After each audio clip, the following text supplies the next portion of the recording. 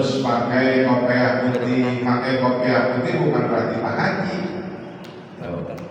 Ya, bukan berarti sudah ke Mekah, nggak apa-apa, itu simbol, ya. Sebab orang-orang di luar Islam juga, atau anggota-anggota dewan gitu ya, sekarang pakai kopiah hitam, makanya kopiah hitam itu dikatakan kopiah nasional. Makanya ada mereknya kopiah merek nasional juga, seperti itu di negara kita khususnya Indonesia, ya. Nah makanya inilah kekuatan antara hukum atau antara kebiasaan yang dijalankan oleh baginda Rasul dengan budaya. Makanya dijelaskan dalam kitab usul fikih atau Mabadiul Awwaliyah. Dalam kitab usul fikih dijelaskan al-adatu muhakam. Kebiasaan itu menjadi hukum. Misalkan kebiasaan di kita itu setiap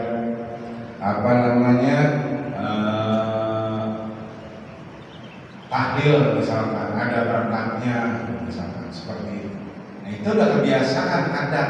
Ya, kalau nggak ada berkatnya diomongin gitu. Beda lagi sama daerah Bandung nggak pakai berkat. Jadi prasmanan kalau habis tahlil itu mau lontong mau nasi seperti itu. Ya, seperti muludan. Kalau di kita muludan pasang spanduk juga diumumkan di masjid-masjid. Beda lagi daerah Kulon. Daerah Banten itu pawai dulu, keliling kampung. Itu ada yang becaknya di kayak 17 Agustusan, becaknya dihias jadi pesawat misalkan seperti itu. Sepedanya jadi konvoy keliling kampung, bahwasannya di masjid itu Al-Mukarramah mau ada Maulid Nabi, seperti itu. Jadi adat sudah kebiasaan. Kalau sudah kebiasaan seperti itu, nggak ada tiba-tiba kayak ada yang hilang kebiasaan. Nah makanya kebiasaan itu kalau sifatnya bagus maka diteruskan, dilanjutkan. Makanya itu kalau kata orang tua dulu, kalau bahasanya gitu, kata orang tua dulu jangan beli silet malam-malam dulu. Sekarang mah enggak. Jangan lagi beli silet, ya, menjual golok malam-malam pakai WA, ya, jual golok dianterin COD, misalkan seperti itu. Dulu mah nggak boleh beli silet malam-malam, awas, nggak boleh pamali bahasa, padahal nggak ada itu di kitab bahasa pamali itu. Tapi apa kehati-hatian orang tua dulu gitu. Jadi kalau beli silet malam karena belum banyak lampu, nanti begitu beli dimasukin ke kantong, tiba-tiba lupa, dipakai tidur aja, nanti khawatir gitu. Ya, pakai tidur atau kecuci, nanti pakaian dipucak-pucak kena tangan siletnya. Mungkin seperti itu kira-kira orang tua dulu. Nah makanya banyak hal-hal, bahkan kalau masih tahu itu, makannya kalau makan itu pakai tangan kanan, nggak boleh pakai tangan kiri. Pamali bahasa, padahal ada kali itu dalam kitabnya. Kalau makan pakai tangan kanan, macam-macam. Nah maka oleh karenanya hadirin rahimakumullah, kita biasakan yang baik. Kalau misalkan di hari Jumat kita punya sorban, jangan dipakai sejadah terus, kita cangkutin ke sorban, ya, dipakai untuk melaksanakan ibadah sholat Jumat. Sekali-kali berbeda dari yang 5 waktu, dari hari Sabtu sampai Kamis. Kita biasa seperti ini, di hari Jumat itu beda. Harus seperti itu. Kita bedakan pakaiannya, mau pakai jubah boleh, ngikutin orang Arab, ya. Cuman Arab Indonesia banyaknya Arab pesek. Kalau saya itu bercandain teman itu di Mekah itu gitu, ya, Arab pesek, ya. Sebab banyak mukimin yang ada di Mekah itu ya pesek-pesek orang Indonesia Arab, ya. Tapi pintar bahasa Arabnya. Bahkan di Arab mah anak kecilnya pintar bahasa Arabnya, kecuali ontak yang nggak bisa bahasa Arab, ya. Nah Bapak Ibu kaum muslimin rahimakumullah, di sini kita disunahkan, bahkan Allah Subhanahu wa taala senang kepada hamba itu yang menggunakan amain sorban, apalagi yaumul jum'ati, di hari Jumat.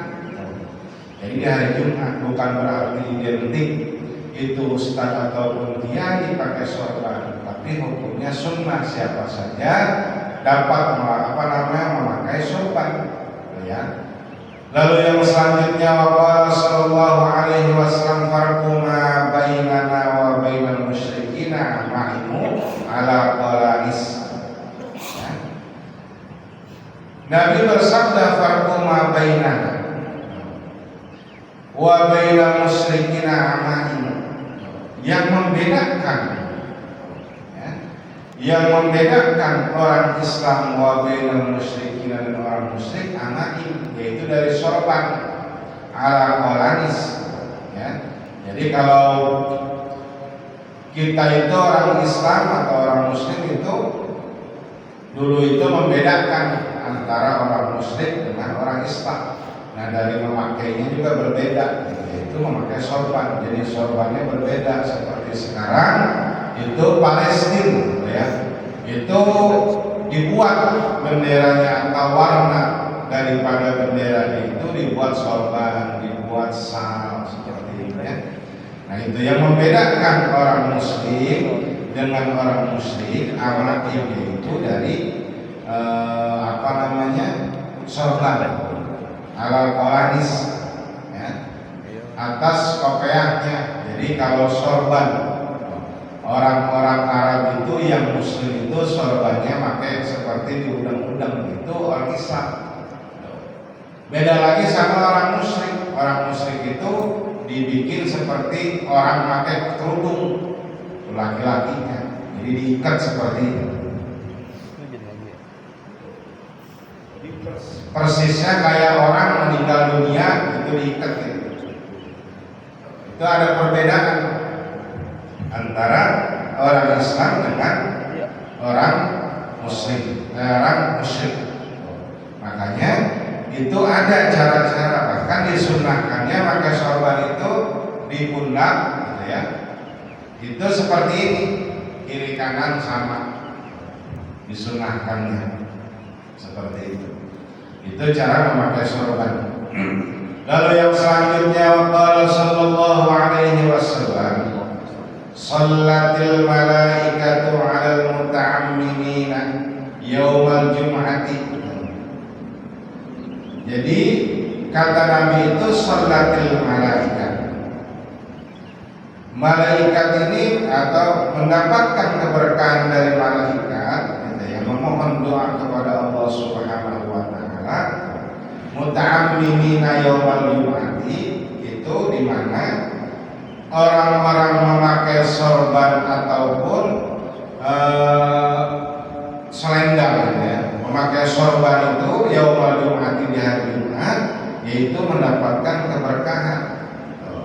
Diberikan dari malaikat memohon doa kepada Allah, ya Allah, bahwasannya hamba-hambamu melaksanakan ibadah sholat Jumat yang sifatnya 1 minggu sekali, pakaiannya rapi, kan gitu, badannya wangi, sebelumnya mandi juga diberikan wangi-wangian, lalu memakai sorban. Maka disitulah ada satu keberkahan kepada kita sekalian sebagai hamba Allah yaumul jum'ati, di hari Jumat, yaitu memakai sorban muta'ammimina. Yang selanjutnya, wa qala sallallahu alaihi wasallam, rak'atani bi'imamati khairum min sab'ina rak'atan bila imamati. Ini luar biasa. Kata Nabi, rak'atani, 2 rakaat ketika kita sholat, bi'imamini, bi'imamati, dengan memakai sorban. Itu 2 rakaat kita sholat sunnah, 2 rakaat, apalagi sholat wajib, ya, mau 2 rakaat sholat subuh misalnya, ya. 2 rakaat melaksanakan sholat bi'imamati dengan memakai sorban, khairun, itu lebih baik, min sab'ina rak'atan, itu daripada sholat 70 rakaat. Luar biasa. Bila amamatin, apalagi kalau tidak memakai sorban, ya. Jadi kalau tidak memakai sorban itu tidak mendapatkan nilai-nilai sunnahnya, ya. Atau tidak baik, bukan berarti tidak baik itu nggak baik, kalau nggak punya ya nggak apa-apa, gitu ya. Diupayakan memakai sorban bila imamatin, itu lebih baik orang memakai sorban daripada yang tidak memakai sorban. Maksudnya ke sana, ya. Konotasinya ke sana, ya. Nah, apalagi memakai sorban itu kita melaksanakan ibadah sholat, walaupun 2 rakaat itu lebih baik daripada sholat 70 rakaat. Luar biasa. Makanya penting bagi kita untuk memiliki sorban, walaupun cuma punya 1, pakai aja terus, apa ya, sebelum atau mau pakai setiap hari Jumat tuh, habis sholat Jumat cuci, seminggu sekali cuci. Sekarang mah gampang, begitu cuci langsung kering sekarang, nggak susah. Kalau dulu nungguin dulu ada matahari, kalau nggak ada matahari ya nggak kering. Sekarang mah tanpa alasan kering sebentar juga, ya, cuma 1 jam atau cuci ekspres, gitu kan. Nah, seperti itu. Walaupun punya 1 terus aja pakai, ya. Sebab sorban itu bukan untuk show, ya. Bukan untuk show, bukan untuk identiknya ustadz ataupun kiai, tapi sorban itu mencirikan, membedakan orang Islam dengan orang musyrik. Makanya kalau kopea itu dipakai kayak rumput si Tongkul, pakai kopea sekarang, kan gitu. Padahal bukan orang musyrik, tapi dia tidak berani memakai sorban kemana-mana, seperti itu, ya. Nah, tapi kalau kopea itu dipakai, ya, mau dilantik sama presiden pakai kopea seperti itu, ya. Tapi tidak pakai sorban, kan? Sorban itu identiknya daripada kita sekalian itu memakai sorban, itu identiknya orang muslim, ya. Jadi dikalengin sorban itu seperti itu. Lalu yang selanjutnya, waqala sallallahu alaihi wasallam, ta'ammamu fa inna syaitana ta'ammamu, bersorbanlah kamu, fa inna syaitana, maka sesungguhnya syaitan itu la ta'ammam, setan itu tidak bersorban. Jadi diperintahkan kita itu, artinya diperintahkan, disunahkan untuk membedakan.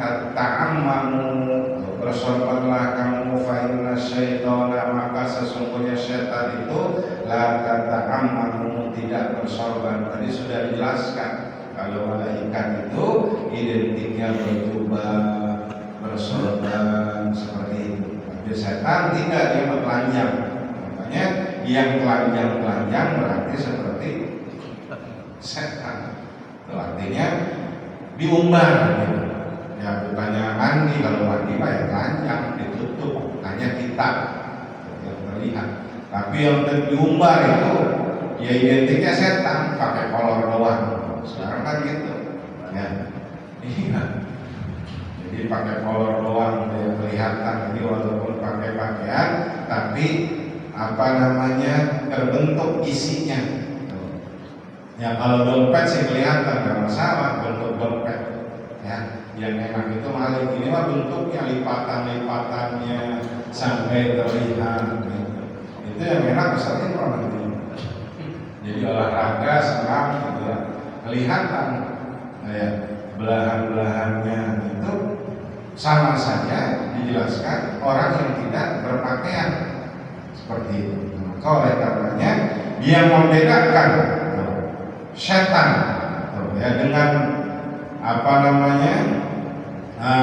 orang baik ataupun malaikat dari sorban. Sama ta'ammamu, bersorbanlah kamu, fa inna syaitana, maka sesungguhnya setan itu la ta'ammamu, setan itu tidak bersorban. Makanya kita pakai aja, jangan takut. Pak Ustadz, saya takut kalau pakai sorban itu nanti ditanya, saya nggak bisa, ya. Bukan berarti sorban itu identik ustaz ataupun kiai, tapi bersorban itu jelaskan saja sunnah hukumnya memakai sorban atau membedakan antara orang muslim dengan orang musyrik, seperti itu. Ya. Lalu yang selanjutnya, Allah sallallahu alaihi wasallam,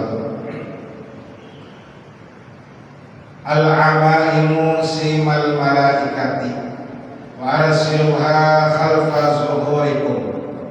Amain sorban itu simal malaikat, cirinya malaikat. Para malaikat itu mencirikan dalam diri malaikat itu sorban, cirinya memakai sorban. Arsiluha khalfa zuhurikum.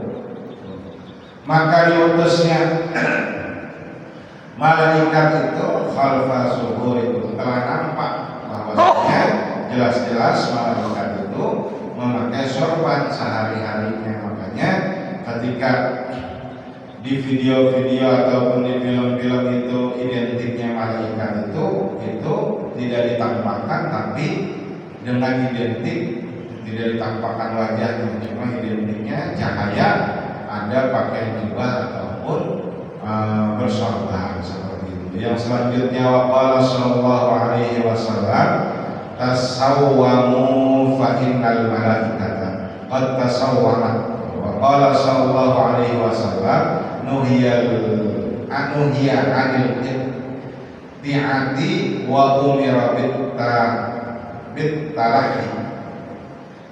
Tasawwamu, yang sudah cirinya malaikat itu, ya, ciri dan tasawwamu ciri. Fa innal malaikata, maka sesungguhnya malaikat itu tasawwamat, cirinya pakai sorban. Nuhiya anil itti'ati, dilarang bagi kita itu memakai sorban itu iktiat. Wa umira bittakallahi, ini hadis yang terakhir. Jadi ada larangan kita memakai sorban itu iktiat. Iktiat itu tadi seperti ini, itu dilarang. Jadi kalau begini pakai sorbannya sorban putih, terus wajahnya dikapasin, nah ya, pocong aja, yang kayak gini aja. Nah itu dilarang seperti itu pakai sorban. Bagaimana kalau kepanasan, kita buka saja sorbannya. Jadi sorban itu dibuka, kita lebarin, kita pakai seperti pakai kerudung di kepala. Nah, jadi jangan diikat, jadi dikerudungkan. Kalau tadi kan tidak dikerudungkan. Kalau tadi itu, jadi dibuka, ya. Jadi jangan seperti itu. Nuhiya anil iktiati, itu dilarang kita itu iktiat. Ya, jadi mengikat sorban itu seperti tadi. Wal mirabit takallahi, itu diperintahkan pakai sorban itu kita kalungkan seperti ini. Jadi kalungkan. Jadi dikalungkan seperti ini. Jadi dikalungkan itu bittalahi, dikalungkan, diperintahkan di seperti ini. Bagaimana kalau misalkan di pundak kayak gini? Ya nggak apa-apa. Yang jelas tidak boleh, itu dilarang itu ketika diikat di kepala. Seperti itu. Itulah hadis terakhir daripada amain. Maka oleh karenanya teruslah kita semangat untuk melaksanakan apa yang disunnahkan. Barangkali ada yang mau nanya, silakan. Sudah 1 jam, cukup saja. Insya Allah di pertemuan yang selanjutnya kita membahas fi fadilatis shaumi, jadi fadilah puasa. Ya, kalau kita itu tahu puasa itu nggak makan, nggak minum dari sahur sampai dengan maghrib. Nanti di sini ada keutamaan-keutamaannya. Jadi puasa itu walaupun nggak makan, nggak minum, juga tidak dibolehkan. Dari sahur, sholat subuh, terus tidur, bangun maghrib, sampai seperti itu. Makanya ada fadilah-fadilah, keutamaan-keutamaan ketika kita melaksanakan ibadah puasa. Yang sebentar lagi juga nggak lama lagi puasa, bulan Januari udah mulai puasa katanya, ya, Januari ataupun udah mulai Idul Fitri Februari ya, Februari akhir atau Februari ya. Nah seperti itu sebentar, bulan depan udah November, Desember, Januari, Februari, sebentar lagi. Maka kita siapkan diri kita, semoga kita semua diberikan sehat, panjang umur, diberikan rezeki yang banyak, yang halal, yang barokah. Subhanallahumma wa bihamdika asyhadu an la ilaha illa anta astaghfiruka wa atubu ilaik. Al-Fatihah. A'udzu billahi minasyaitonir rajim. Bismillahirrahmanirrahim. Alhamdulillahirabbil alamin arrahmanir rahim maliki yaumiddin. Iyyaka na'budu wa iyyaka nasta'in. Ihdinas siratal mustaqim. Siratal ladzina an'amta 'alaihim ghairil maghdubi 'alaihim waladdallin. Allahumma shalli 'ala sayyidina Muhammadin fil awwalin wal akhirin wa barik wa sallim wa radiyallahu tabaraka wa ta'ala an kulli sahabati Rasulillah ajma'in. Alhamdulillahi rabbil alamin hamdan yuwafi ni'amahu wa yukafi mazidah.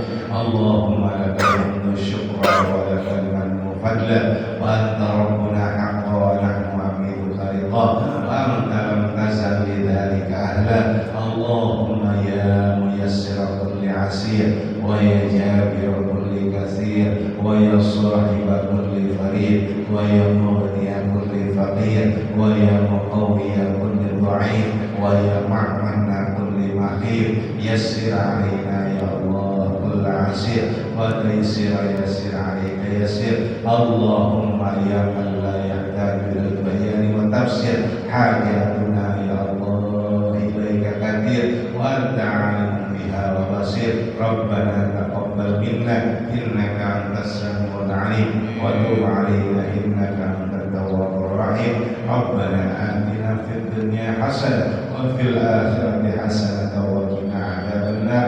Wa sallallahu ala sayyidina Muhammadin wa ala alihi wa sahbihi wa sallim. Subhana rabbika rabbil izzati amma yasifun wa salamun alal mursalin walhamdulillahi rabbil alamin.